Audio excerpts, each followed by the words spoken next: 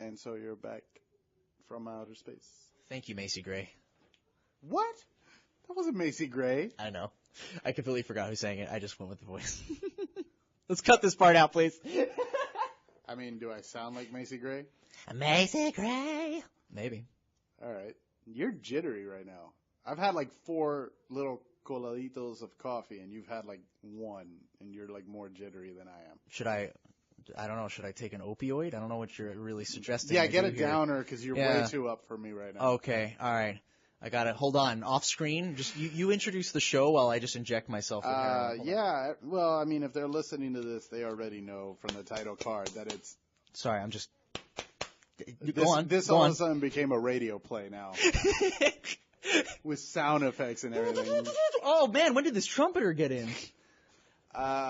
You're listening to Canonfire. Jim and Julio are not here because this is very impromptu. Because I don't know them.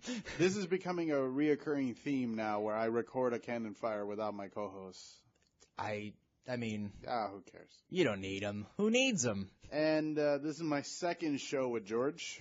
Hello, hello. Thank you for having me again. He does not like to be called Georgie Porgy, as I found out. I mean, if you want to be a kindergartner, I mean, sure, you can go ahead and do that. I don't think it's going to go anywhere. I have the intellect of a kindergartner. Wait, I didn't mean that. Backspace. That didn't happen. It's not canon. No, nothing's canon. We can retcon it. Don't worry. Speaking of not canon, I'm going to run down some comic booky news. Just really quick. Georgie Porgy, George of the Jungle, and... Somebody did George of the Jungle? Oh, yeah. Georgie Porgy, George of the Jungle. How old are you? I am 24. Oh, God. You're such a baby. How the hell am I... 24 is not baby. I'm going to be turning 25 in like 3 days. So it's like, I've already passed that point of 25. Yeah, when you hit 25, there's nothing. It's all downhill. Yeah, I'm a quarter. There you can...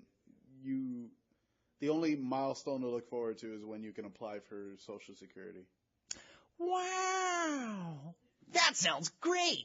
That's like 40 years of nothing. Hey, man. Well, I have to look forward to my retirement. I have to look forward You're not going to retire. This is the United States of America. You're going to work till you die. This is correct. I will be face down in a ditch at the this supple got age political. of 32. Anyway, I just wanted to say Georgie Porgy is definitely not the only one. George of the Jungle and then Curious George were the only other 2 that I also was come across. But let's go ahead and continue back on the comic books. So as all of my 2 listeners know, which I have somewhat of a beef. You might not know this. I have somewhat of a beef with a comic book writer that's Brian Michael Bendis, and he's touching my man Superman. He bended his what? Brian Michael Bendis. Bendis what? Bendis. Beepis. All right, yeah. Yeah. What does he do? I actually don't know this guy. He created Miles Morales. Oh, he okay. Wrote one of the better books, which is House of M. Mm-hmm. But he also did some really bad books. Like, he kind of destroyed the Guardians of the Galaxy. He kind of ruined Carol Danvers' Captain Marvel with Civil War II. There's a myriad of things. Like, after 2006 and 2007, Bendis just became a complete and utter shit show. Like, I mean, personally, like, in interviews? It's kind of fun. I gotta say, this is one of the few times I get to enjoy this. Because usually I have, like, diehard readers on this, and everybody, when I tell them, Brian Michael Bendis, they already start rolling their eyes. So this is kind of fun to explain it to somebody. Let me tell you what he did. Is he worse than Frank Miller? Yes. He wrote a line, well... that's actually a good debate to have. That's the only thing. I don't even know comic books, and I know how bad fucking Frank Miller is. Yeah, well, Frank Miller's written good books. That's the problem. Both men have written good books. Right. But a broken clock is right twice a day. So, that's a good fucking analogy. Holy crap. Here's the thing with Bendis. He wrote a line. Okay, I'm gonna present to you this situation. Right. So Carol Danvers, Captain Marvel. Okay. She's walking into a room or whatever, and there she sees Dr. Samson, one of Hulk's, like, old-time friends. Okay. The problem is this character has been dead in continuity for about 5 years. Well, hello. So Samson says, Carol, blah, blah, blah, plot, exposition. Mm-hmm. And then Carol literally just asks, wait a minute, I thought you were dead. And he says, oh yeah, I got better. And that was it. That's where that came from? Yeah. I got better. Yeah, that's it. Oh my god. This is Civil War II, one of the biggest events that Marvel was like releasing at the time. This was They had no explanation. 2016. Yeah. I hope you know that. Yeah. No, but it as usual, Bendis kind of takes a shit on continuity, and readers tend to like love continuity and canonicity. Like we hold it as scripture. But it's obviously a joke, though, because if it was like, oh, I was on planet 42 with 63 different aliens, and I had to defeat the problem is, like, no, it's a joke. This was the first issue of this event, and right in the beginning of it, War Machine dies, and She-Hulk's about to die. She's on her deathbed. I guess spoilers. So for it's that. like, no, this event happened 2 years ago, and I don't recommend it. It's really bad. Okay. It had one of the shittier endings I've ever seen. All right. But again, it was a complete bastardization of a character, because leading up to it, Captain Marvel had her own comic, and as usual with comics, somebody else is writing that. Right. And every writer they use a character differently. Correct. As we've seen with Zack Snyder and, and everything Richard he touches. Donner.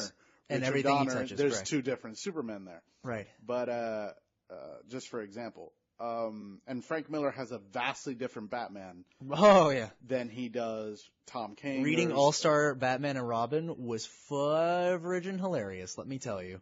That is one of the worst fucking books I've ever tried. I'm the goddamn Batman. I mean, him calling Robin, what are you, a retard? Yeah, what are you, a retard? And he shoves him in a cave and says, eat the rats, be a man like I. And then he's constantly, like, moping around the city and shit. It's the funniest thing. It is... No. It is where Lego Batman got his, like, comedic character from, is like a more overblown, exaggerated version of the Frank Miller Batman in a comedic setting. Man, that kind of makes me like Lego Batman less. What? I love Lego Batman. I love Lego Batman, amazing. But that was probably the best DC movie of 2017. God damn, that's shocking. But yeah, 100%. As a full 3 acts, because I love Wonder Woman and I'll defend the first 2 acts, but that third act is... All right, if you want to talk about Wonder Woman, I thought that's interesting because pretty much all the other DC movies, I mean, I might be missing one here, have been pretty big dumpster fires. I don't think I'm saying anything. Man of Steel is average at best. Controversial at all. I mean, we have Batman vs. Superman, Suicide Squad, Batman, we already did that, obviously, Wonder Woman. Out of 4 movies, it's the one that's universally beloved, and it actually told a coherent story from beginning to end, and you had development. That had a different director than... It did. It was directed by Patty Jenkins. She did fantastically. So can I tell you a little funny story about Patty Jenkins? 100%. She originally was going to direct Thor: The Dark World. Because Natalie Portman and her are best friends. So what's funny is that Natalie Portman, when she found out that Patty, like, blew up with the Marvel creative people. Okay. Because she didn't want to do the formula. She wanted to do a different story. She wanted to do a different Thor story. She should have just waited a movie before she could be along with Black Panther and Ragnarok. Right. That's the problem. So she got into kind of a fight, and then she just said, you know what? I don't need this. I'm going to leave. So she left, and Natalie Portman tried to leave, but Marvel said, no, you're contractually obligated to appear in this film. So that's why Natalie Portman in that movie was kind of an afterthought, kind of? Yeah, she was also like sleepwalking through the whole film. And she was barely there. And she never wants to do another Marvel movie again. And when she left, DC told her, this is your baby. You do whatever you want with it. Mm-hmm. Because the problem with Warner Brothers is, and you could see, is that they tried to do a shared universe while maintaining a director's vision. The problem is not everybody wants to do a Zack Snyder film. Everybody wants to do their own film. You can't do that, though, because the whole, like, formula for each character isn't going to work because they're very recognizable, and they want to have it to where it's like, explain to me again, they wanted to do Wonder Woman being able to direct this one and still be a part of, like, the theme or like the Well, if you look at Wonder Woman, the film, it's also kind of a lot. It was done very similarly to like a Thor movie because their stories are very similar. she's a fish out of water. He's a fish out of water. Correct. They're strange visitors from a different place coming into like a new An environment. ancient society coming in, and they're very similar characters. And they're both technically demigods. Yeah. Well, both of them are gods in the comics, and in this universe, Marvel kind of skirted away with the whole god thing. Right. Until finally Ragnarok, they're like, oh, what are you a god of again? Because they're trying. I get what you're saying now. They're trying to build this cohesive world, but it's like Zack Snyder is responsible for putting the aesthetic over substance for his 2 movies. So there's not much of a world to build into there. Yeah, and the issue is also primarily I can pinpoint exactly the biggest issue. They were fine with Man of Steel. I would say that's a passable Man of Steel. Wonder Woman was better, in my opinion. Yes. Okay. You could probably find people that would agree with you. Right. Here's the thing. When Batman vs. Superman came out and was utterly, completely destroyed by critics, and it had the second worst drop-off on the weekend, Warner Brothers lost their shit, as they want to do, because they want a billion-dollar franchise. Was this before or after they got someone else to come in and edit up the scenes with color correction or whatever? That was during the production of Suicide Squad, the final production of Suicide Squad. No, because Justice League I saw some screens where it showed Aquaman on the Batmobile and it was blue, and then when the movie finally came out, it was like this garish, hard red and like with blue in it. It was so weird. While Justice League was being shot, was right after BVS was released. Okay. Like, they went from there into Justice League. Like, it was like boom, boom, boom. Right. And while Suicide Squad was in final production, gonna be released, was when BVS was coming out of theaters. Okay. So they got in the trailer team, and they started messing with it. That's why Suicide Squad looks like a trailer more than a film. And David Ayer, is pretty pissed. He never wants to work with Warner again. I wouldn't either. Jesus. Which is why now he's doing Netflix films. And whatever. That's such an open market on Netflix. It used to be like, oh, this is where, some people who have money can go. But now everyone's getting a show on Netflix, and it's becoming a lot harder to sort of keep track but of also, certain shows. Netflix is also canceling stuff now because they're hemorrhaging money. Yeah, they're hemorrhaging money on these budgets. So when Suicide Squad came out, boom, boom, boom, Ayer was pissed, all that stuff. However, Warner was still the whole thing about Warner Brothers, and you could tell. Oh my God! You could tell everything from their films. No. It's just Warner Brothers is such a fucking animal that it's like people are talking about they do some messed up things. No, they've always been a pretty shitty company.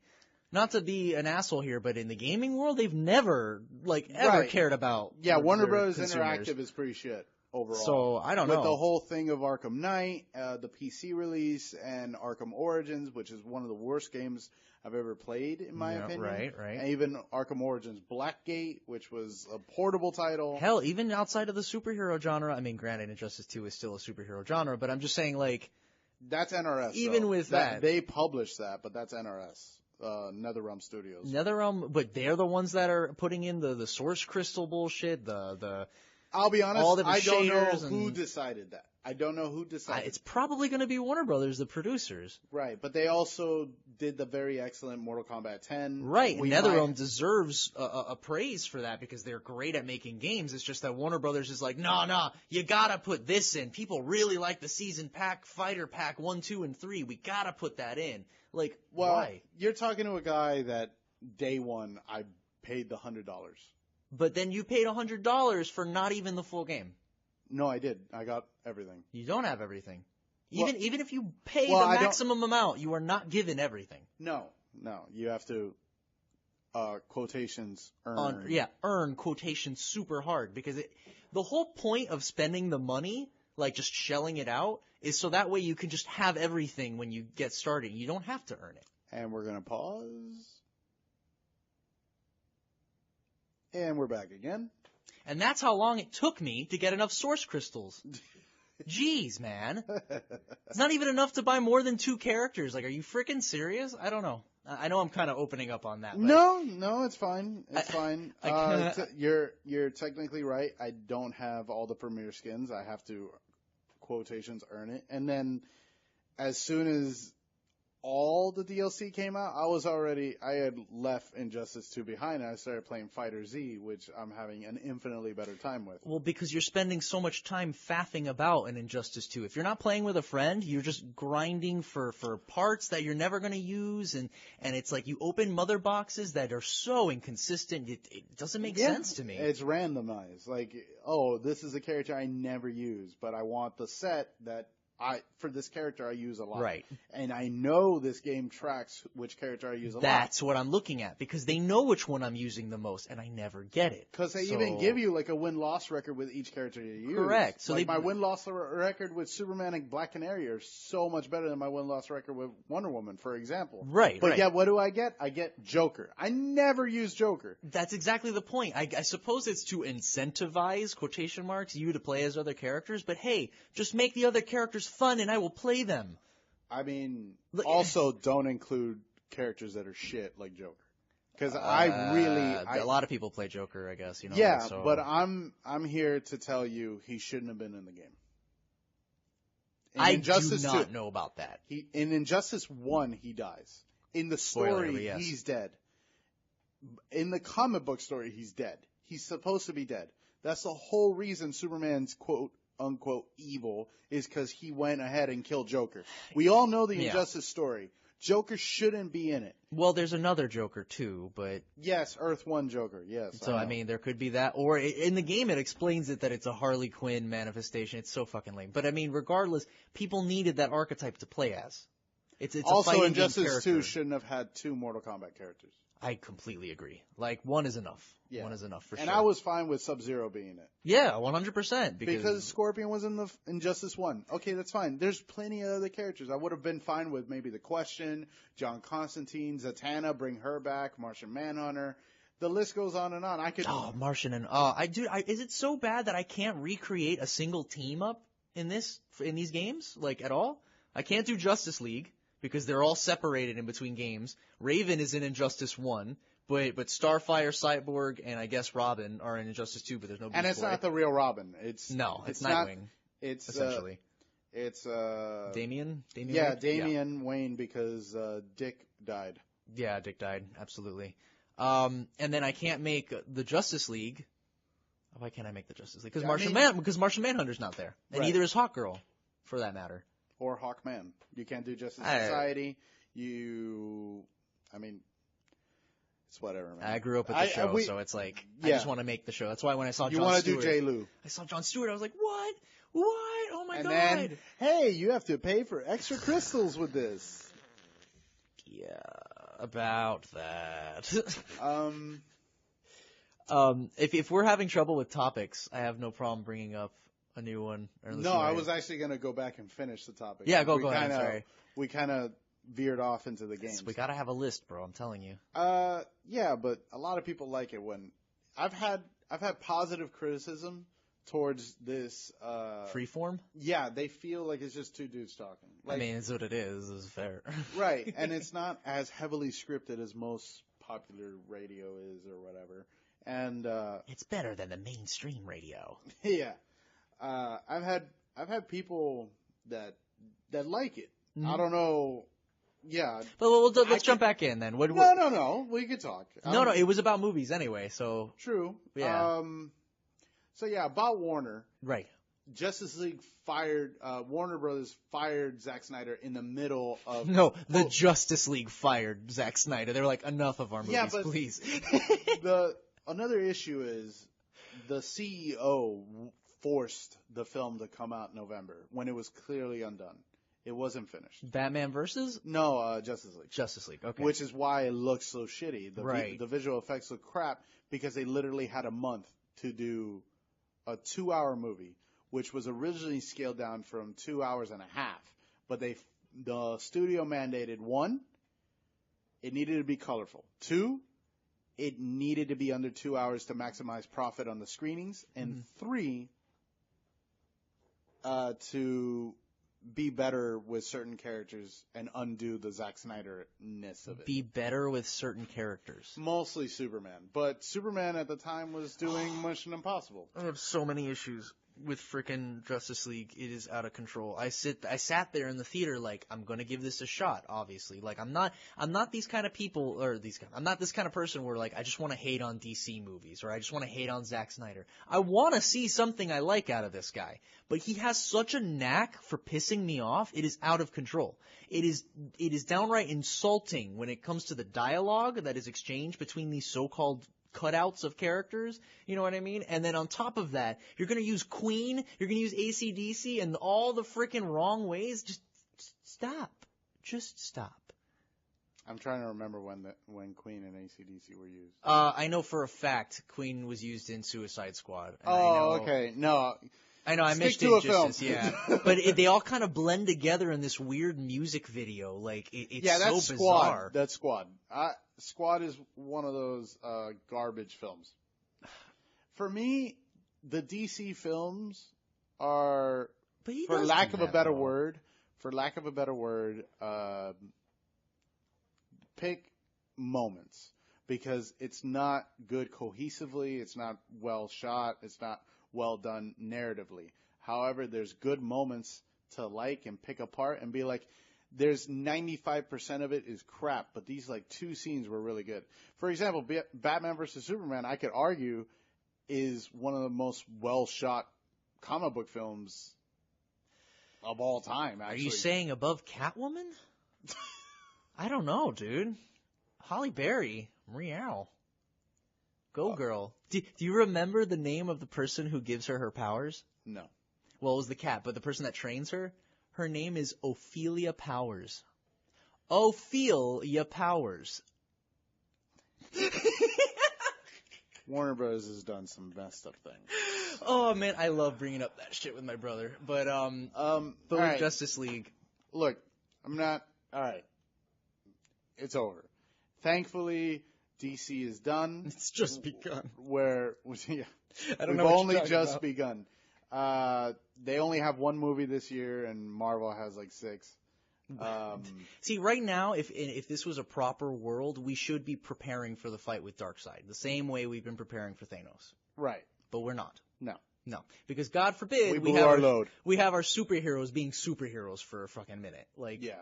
They won't. They just will not show that. They'd rather have the brooding Batman, the over superpowered Wonder Woman, or actually overpowered Superman, because it's basically he could do whatever, but everyone tells him no, he can't. You can't be a hero. Just fucking be a hero already. Who cares? We're already over this thing. Superman has never had a charismatic moment in any of these films. At least in my opinion. I don't know. Like, I could argue with you. But I'm sitting on Justice League, and he's dead, at the end of Batman vs. Superman, which is ridiculous, because you really think you're going to kill Superman in the freaking first, whatever. In the second movie. Second movie, but not even before the Justice League come out. You're going to tell us, oh, there's a Justice League movie, and then say Superman's dead. Like, really? Really? And then what's even worse is that when Superman does show up, it's randomly in the third act, he's all emaciated, and then he ends up just beating everyone himself anyway.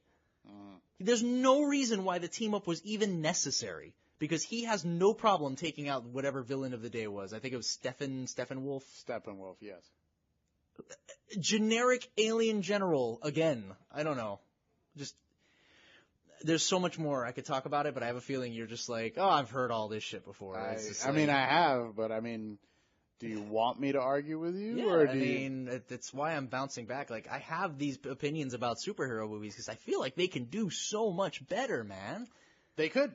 They could be Marvel movies. But some people would say, oh, Marvel's formulaic, and yeah, 100% they are. But recently they've been... Phase 3, after Ant-Man, they've been non-formulaic. Right. I would argue that this is probably the best series of films I've seen out of the MCU or whatever you want to call it. Hell, this is the best series of superhero films we've seen. Like, outside of outside ones like Logan and Dark Knight, where they're kind of like in their own separate world. But... Right, Fox and Warner Bros. Yeah. Respectively, or should I say Fox and Nolan? Yeah, and Nolan. Yeah. Yes, Jesus. So for me, Man of Steel, there's certain moments in it where I can tell what comic he's using, because it isn't Silver Age. It isn't. But that doesn't the- offend you at all? Like, No, he's not but- using it properly in a way? No, because here's the problem I have with nerds. And this is gonna get really upsetting. No offense to every nerd out there. No offense, very much Full offense. full offense. Nerds will always, always, always paint an image of a character that they feel belongs to them. And if the character does not fit the prerequisites or the checklist, Mm-hmm. then that character is completely destroyed. For example, The Last Jedi. Everyone we can and talk about that if you right. Everyone and their mother hates. Like, I didn't, but okay. I liked it, but I don't think it's the greatest Star Wars film. But I know people that think it is the greatest Star Wars film. Hi. Cool. I still think Empire's better. That's my second favorite. But- Notice a theme here. Yeah, but Last Jedi was a deconstruction of the character. And I have Right. said what they did to Luke Skywalker in The Last Jedi is exactly what Zack Snyder did to Superman throughout 2 movies. Oh, whoa, wait. Because Luke Skywalker in the OT, what was he? A beacon of hope. He was always like, we could do this. We could do this. He was also whiny. In the first wait, who were we talking about? Star Wars. Luke Skywalker. Luke. Okay. He was what in the You said original? The Last Jedi. That'd be Rey and all of them. Right, but in The Last Jedi, he's there and he's completely a 180 on the character. He's not smiling. He says there's no hope. He's cynical. He's gruff. He's exactly counter what you'd think he'd be at now. right. And that's what happens with nerds. They looked at that and said, that's not my Luke. And then you have people that see Superman and they're like, that's not my Superman. But the problem is, Superman is a character that now, a month ago, celebrated his 80th birthday. Superman's old, bro.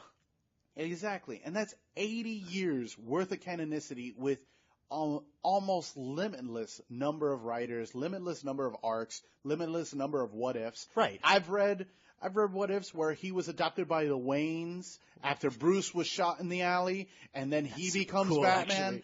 I've seen one where he never left Krypton and instead became a cop on Krypton. I've seen Where he's Russian. that's one of the greatest I books know. of all time. It's pretty cool. It's hands down one of the greatest Superman books of all time.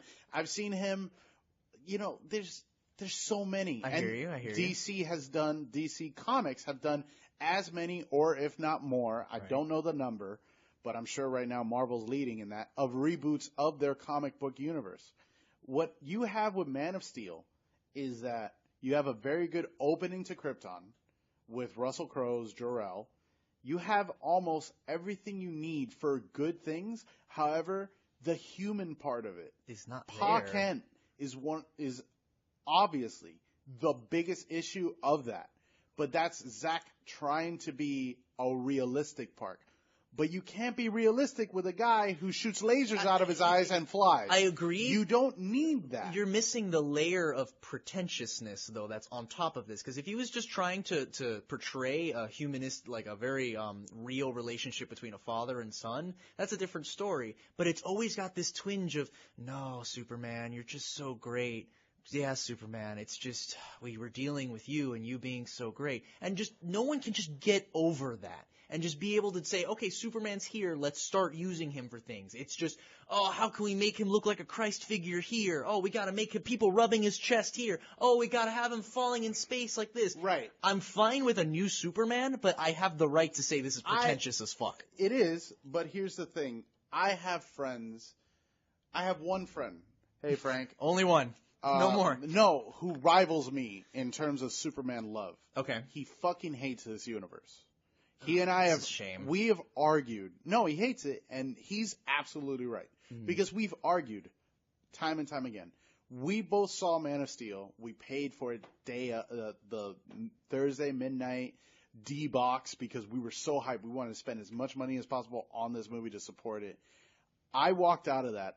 George, I will be 100% honest with you as I am always 100% honest because Appreciate it. because I live for truth, justice, and the American way. Yeah, call back. I cried because I thought it was one of the most beautiful things I've ever seen. Okay. I'm just gonna say a little okay to that. That's fine. But see, I live, breathe, eat Superman. if you go to my house, you will see how many Superman comics. If you go to my Instagram. Okay, but you don't see me crying at the Resident Evil movies. No, because you recognize those are shit. However, before Man of Steel, what did I have? I had Superman Returns, where he lifted up an island of kryptonite.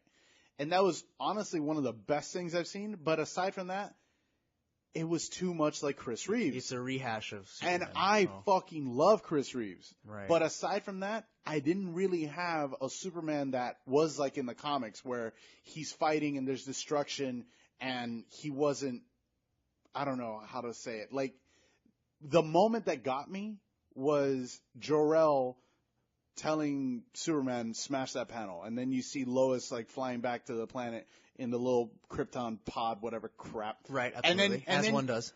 And then you see Jor-El tell him, you can save them, Cal. You can save them, Cal. Right. You can save her, Cal. You can save them all. And I was like, yeah. Yeah.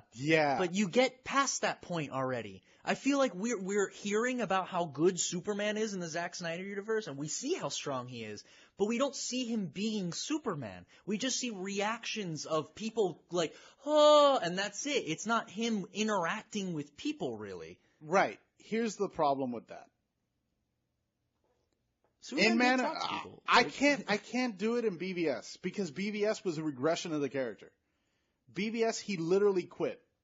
BVS was a regression of every character in the film, so I hear you. What one of my buddies used to call it was Man of Murder versus Bat Murder in Dawn of Murder. No, it's Man of Murder versus Bat Gun. Yeah. Just bat gun, bat turret everywhere. We walked out of that movie and he was like, man, it was so nice to see Punisher show up. Dude, bro, I freaking love the Punisher. Just cause you're done. That's your character. Inhibition's out. No fucking quarrels. We are done. This is the way the character rolls. George, you're gonna love me. That's my favorite Marvel character. That's my favorite Marvel character. So, same. We just became best friends. Thank you very much. My favorite is the comic where he literally kills everyone. That actually has happened 2 times off the top of my head where he kills the Marvel Universe. I know for a fact there's one where he just gets everyone, including like a big dick guy that I'm forgetting his name. Big dick? Like it's like the final dude he kills. It's like on the god level almost. He just like destroys the whole planet or something. I forget. Well, he kills the X-Men by nuking them. That might be it. Like transplanting them on the moon and then nukes them. And he's so cool. He is. When he's written really well. If you want, I can lend you some comics that are pretty good. I burn through comics super easy. Like I'll read them in class even. So. I mean, yeah. I have the one writer for Punisher is Garth Ennis. That's all you need to know. Okay. He is by far the best Punisher writer. Do you have the comic where Punisher became a black guy?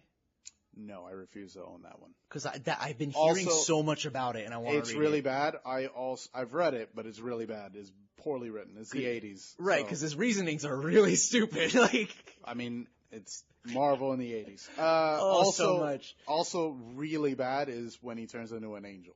Oh my god. Yeah. Oh wait, I think and he has like a whole redesign or something like that. Yeah, and his guns are like angelic and holy. Nah, misses the purpose. Oh shit, we went over. Pause. And we're back. So Star Wars.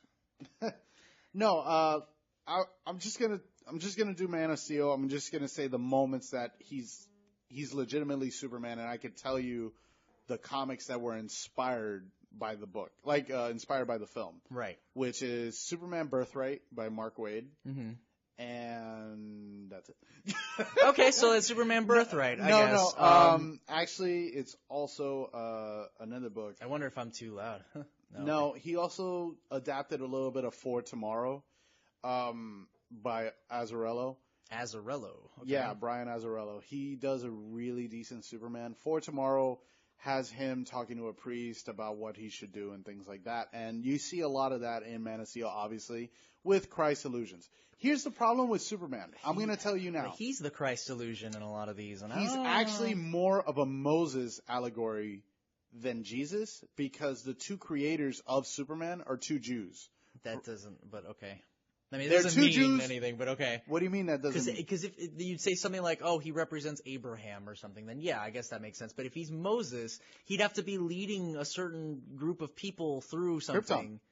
Krypton's gone. What is he talking? What are you talking about? What are you talking about? Krypton's gone. Have you read Golden Age? Because you have Supergirl, Streaky the Cat, the Super Horse. Then you bring in like characters. Oh like, yes, certainly Moses' followers. Let me tell you. Then you bring in like characters like Mon-El. Then you turn out and you see there's an actual little city, the shrunken city of Kandor, that he has to like resurrect. These are the comics, though. Yes. Unfortunately, the majority of what I know is the films, and as the films go, there's no way he's a Moses allegory. No, but he's also a Jesus allegory. Times change But and people went with a It's Jesus. so obvious, though. It you is. know, like, It is. But it's also too much. Brandon Routh and Christopher Reeve did kind of Jesus poses sometimes in the live action films. I'm thinking back to it. It was not on the same level as like slow motion shots. Man or, of Steel hammered it in. Like, I'll be honest. That was the biggest problem with Man of Steel with me. But go ahead. I'm listening. I swear. I'm just saying that was the issue that I had with it. It wouldn't just let Superman be Superman. And I guess that's not my character. But that's like, no. But yeah. that's the problem with Superman is that he isn't just Superman.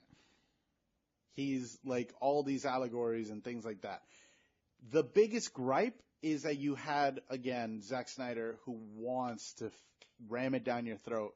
He's Jesus, he's this God, he's this. But he's infallible. It's like... But that's the problem with Superman. He isn't infallible. Yeah. I'll be honest, my favorite thing out of this whole Zack Snyder universe is this 3-minute part in Batman vs. Superman, where he's watching on the news all these people telling him why he shouldn't be Superman. Like, they're asking, must there be a Superman?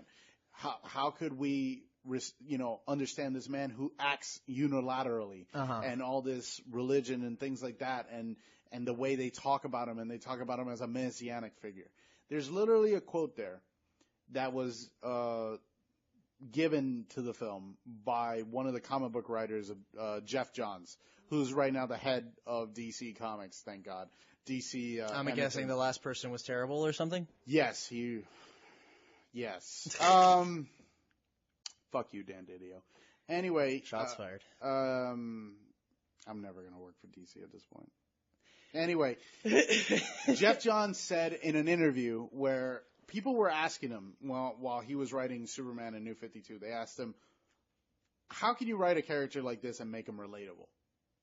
Which is a really hard question, right? I felt Justice League did that really well, but okay. Not the movie Justice League, the show. The show, but the show nerfed him a lot compared to the comics. How else are you going to do that with a group of people? They also nerfed Martian Manhunter a lot. By the way, Martian Manhunter can beat Superman, fight me.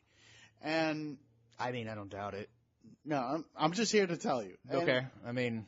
Also, the Flash beats him in a race every time. Oh my God. Okay, so Flash I know is broken. Like, yeah. Flash's back stuff is broken. A lot of broken shit. Yeah. So he said, and I quote, it's one of my favorite quotes of all time, is that Superman isn't some kind of like Jesus character. He really is just a man trying to do the right thing. That's his whole thing. Yeah.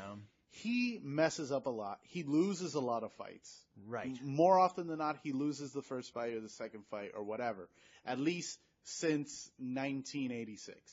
Okay. Which was the last big event that DC did, which restarted their universe. Which you probably heard, which was called Crisis on Infinite Earths. I've heard about that. It's one of the most legendary do-overs in comics history. I remember someone saying it was terrible, though. I don't think so. But okay. Because Barry Allen sacrificed himself and Supergirl died. It was probably one of the better events, in my opinion. But you bring in Superman and John Burns restarts him, and they do it very well. And what happens after that? Jurgens takes over. Superman has his first real death with Doomsday. The problem with BVS is that you bring in Doomsday. You're trying to do too much. Exactly. It did 10 fucking comics in one movie. You can't do that. Forget that even. You can't do Death of Superman before Justice League. You just can't. That defeats the purpose. Like, or else, you know what you get? You get a movie of 4 characters meandering about until Superman comes and saves the day. Like... Showing Georgia memes. Sorry, folks. He is, indeed, let me tell you. Yes. No, Yes and no. What I would have liked if I'm going to pitch this to you. All right. I would have liked I'm catching 3 Superman movies, 3 Batman movies, 3 Wonder Woman movies, and then a Aquaman Cyborg. It's too much, though.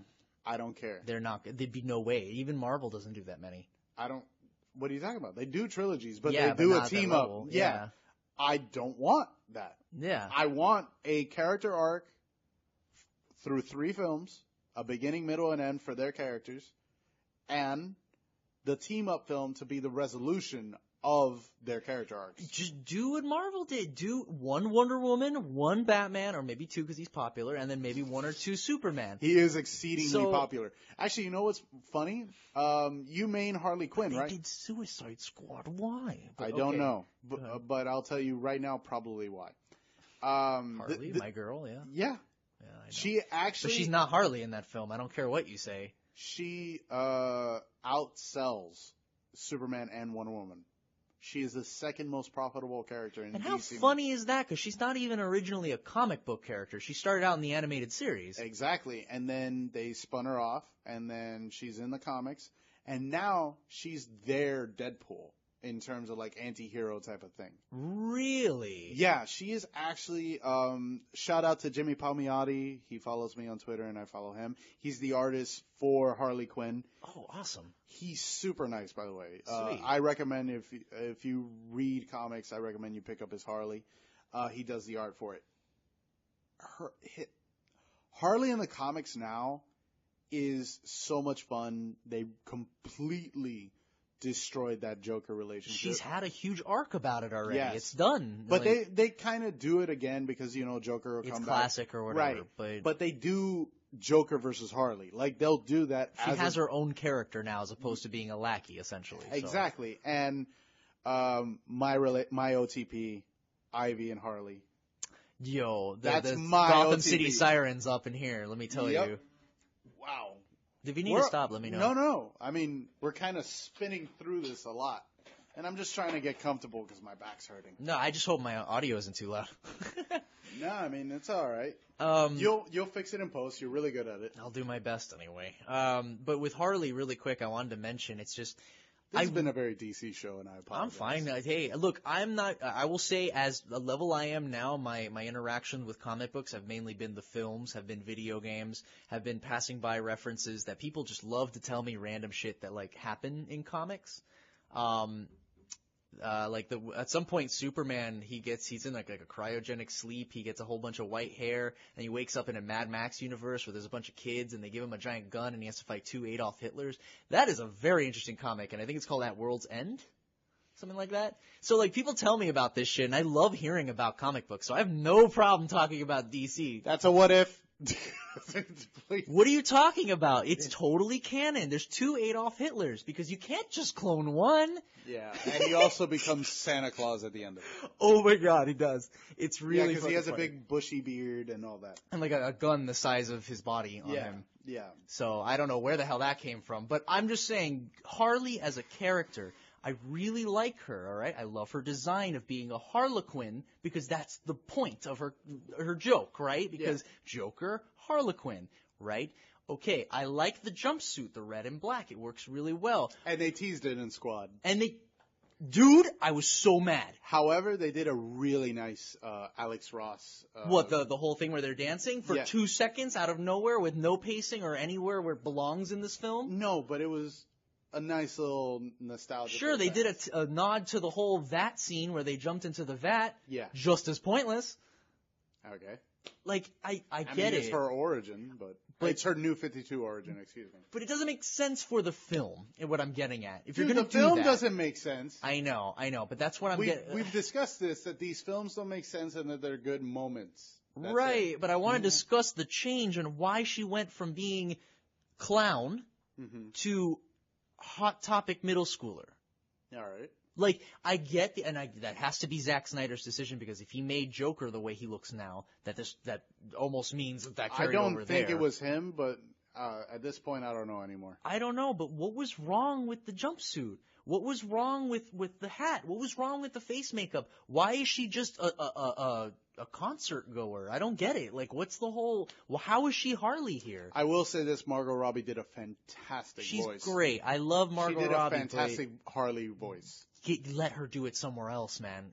This is not. I would rather her do a movie with a competent director. You know what it was? I just realized it was Batman Arkham Asylum, which changed Harley into that design where she's like a bimbo nurse, and then they kind of put that into the movie, which doesn't make sense. And then she gets sluttier as the games go on, they did it in the movies. I don't like that aspect. She's more than that. Man. She's more than that. Especially because of her backstory with Joker. I don't know, man. Her parading around like half naked. Hey, if it makes her feel more powerful, by all means. But I'm noticing the costumes are getting more and more skimpier when she used to wear clown-like stuff, and that was her gimmick, and now she doesn't have that anymore. Now she's just anarchistic, I guess. Yeah. I don't know. It's weird to me. It is. I kind of want to delve into a bit of Marvel news. I would love to, yes. Right now, with Infinity War coming out, came out, and it's making bangbusters. In 12 days, it already made more than $1 billion. The top 5 grossing... Be prepared for the fallout of that, just saying. I mean, technically, the top 5 grossing movies of all time right now, the top 4 openers is Disney movies out of the 5, and one of them is Jurassic World. Yeah, I'm pretty sure Avatar is in there too, right? Not as an opener. It opened soft, and then it had don't legs. Get how people have such a fascination with that movie, but yeah. I fucking hate it. Dances with Wolves is just with aliens. I don't get it. Here's my thing though, is that I absolutely loved James Cameron up until Titanic. Titanic? Yeah, I hate that movie. I mean, it is definitely a product of its time, though. You know, like it is. If you want to know what it was like to be in the 90s, I guess, and like see a big blockbuster film from the 90s, that's definitely one. Like, yeah, I don't know. But it is terrible, though. I fucking hate it. I will say, the only reason why I'm not agreeing with you 100% is because I did cry like a bitch watching those people, like, drown. No, I was happy they died. I wanted more of them to die. The fucking lady reading to her children in the bed, the old couple, like, those are cheap shots, movie. Those are freaking cheap shots. Here's my problem. I'm watching that movie, when it came out. It came out, what, 97? Yeah, somewhere around there. It was way later. I'm 8 years old. We're super young. Everybody in the theater was like, oh my God, I can't believe what happened. I'm like, the movie's called Titanic. The fuck did you expect? It's pretty ingenious, Like, if I'm going to watch a movie that says Nagasaki, what's going to be the ending? But is it not ingenious to have a love story be the centrifuge? You're supposed to feel the tragedy of the event, correct? And what better way to emphasize the tragedy than with a love story? Which honestly felt very ham-fisted. I hate that love. I hate to say this. I just don't think it's wonderfully shot, but I just feel it's not realistic. I'll say that much. It really isn't. Like, really, in terms of characters interaction, they're not realistic at all. But I did love my boy Billy Zane. I wish his career survived. Mr. Eyebrows? Yeah, I love Billy Zane. Fine, yes. She's great, or he's great. Sorry. Oh, this is kind of big comic book news, actually. News broke around Saturday. Okay. BBC reported it because it's UK. Nice. Because the UK publishes comics too. Doctor Who comic book coming out? No, actually, this is about the Phantom, one of the original comic book characters. The cover of his latest book had huge problems over here in America, because it is the Phantom wielding a pride flag and beating up homophobes. I heard about this. Yeah. And the cover is him just beating the crap out of these homophobes, and I have to say, I love it, and that's the Phantom. I don't get it. Like, what is the outcry, though? And that they're saying that it's the alt-right, and, you have these people that are stupid. Did anyone mention the alt-right as just homophobic people? No, the alt-right kind of took umbrage with it because they're against, gays having rights, because holy shit, people having the same rights as us. I just don't get it, because if you look at a superhero comic and the cover of it, you would see a superhero punching a criminal in the face. Yeah. Correct? Now, Captain America, Superman punch Hitler in the face. This is so common here, so I'm like wondering, even Joker turns down working with Red Skull because he's a Nazi, which is fantastic. But like, I'm a lunatic, but I'm an American lunatic. Beautiful, beautiful line. I always think of that every single time this whole news about alt-right shit comes up. But I don't understand what would offend them. I think it is if it was just him hitting someone with an American flag, no issue. But the fact that there is representation in general is enough to upset people. Yeah. Which I think is weird because it could have been any flag. Who cares? Not only that, but comics. The great thing about comic books is that they're a reflection of the times. When the Flint thing, where there was riots and stuff like that in the streets, and the cops were like shutting that shit down. Superman, his comic, had him defending those people and fighting the cops. Interesting. And that got a lot of flack. That's topical. Yeah. David Goyer, who we all fucking hate, wrote a really good thing where back in 2005, he was writing comics. Unbelievably, he was writing a Superman comic. And in the comic, they were like, hey, Superman, you're supposed to be an American. You stand for truth, justice, and the American way. He said, no, I stand for everyone. And he tore up his American citizenship, quote unquote. Like he said, I'm not an American citizen. I'm an Earthling. I don't know if that was the right way to go with that, because he could still say, I am an American, and these are the things that Americans cherish, which is, unity, I guess. But it was like a xenophobic, anti-isolationist type of vibe. Like that, it was a bunch of people that were like hammering him or whatever. No, right. I like the idea of him not sticking to America. Well, it's only a matter of time until someone runs an arc where Superman has to be against the law. Like, how else are you going to make the character Actually, that's work how he started. He started fighting against corruption, against the government and all that, which is funny. I just hate, we're going back into these movies, but it's like, how can you blame these people for the problems of other aliens coming in and fucking shit up? Same thing with Marvel, too. The whole thing of Civil War, I'm like, this makes no sense. Why is anyone mad at each other? What is happening? Ugh. Well, Civil War makes sense, and in the comic it was way better. Mark Millar wrote a really good Civil War. It's also as divided as... It's one of the most divisive comics because a lot of people either love it or hate it. Well, because that one was about something else entirely. It was about the whole Identity Act or whatever. Right? Here's where I'm going with this. Comics are a reflection of the time. What happened when Civil War came out? Civil War, the comic, came out in 2005, 2004. What was big at the time? Patriot Act. The whole thing is about the Patriot Act. Because you have Spider-Man reveal his identity as Peter Parker. What happens? All of his family gets, whatever, almost dead. Spider-Man's family's in danger? This is a shocking development. Yeah, and it led to One More Day or whatever where he had to... make a deal with Mephisto? And sacrifice his marriage to save Aunt May. Which everyone decided that was their last straw for Spider-Man? I wonder if Brian Michael Bendis wrote it. I know Quesada okayed the idea and said it was a good idea. Because I personally like my Peter Parker to be married. We have 4 minutes of a show. 3 minutes of a show. We breezed through this, actually. Yeah, this was a lot. I don't know. We didn't really have a topic this time around. We just kind of... I never have a fucking topic on my shows. I tried to follow my best with DC comic stuff. I only know about the movies, really. It's okay. That's why I'm here for you. But yeah, in terms of Marvel, right now, their books are still not selling as well as DC Rebirth, but... excuse me, not DC Rebirth, just DC, because they dropped the Rebirth part. They call themselves DC Rebirth, sure. I mean, that was like their big thing, and it restarted the universe, and it's doing phenomenal. It was doing phenomenally well. It's still doing well. A quick question. If they're redoing Wonder Woman, do they still have Steve? What do you mean redoing Wonder Woman? I don't understand the question. I thought you said they rebooted Rebirth. Steve's alive, and Steve's it's currently still like alive. He's an army man that came into Themyscira. It's still he's why an island full of women? He's a Secret Service guy, and they work together. They actually work together. Yeah, they probably fixed it from the original Wonder Woman, where it was like, look at the novelty of an island full of women. It's so wacky and crazy. But yeah, sorry. Well, that's another conversation, I guess, for another day.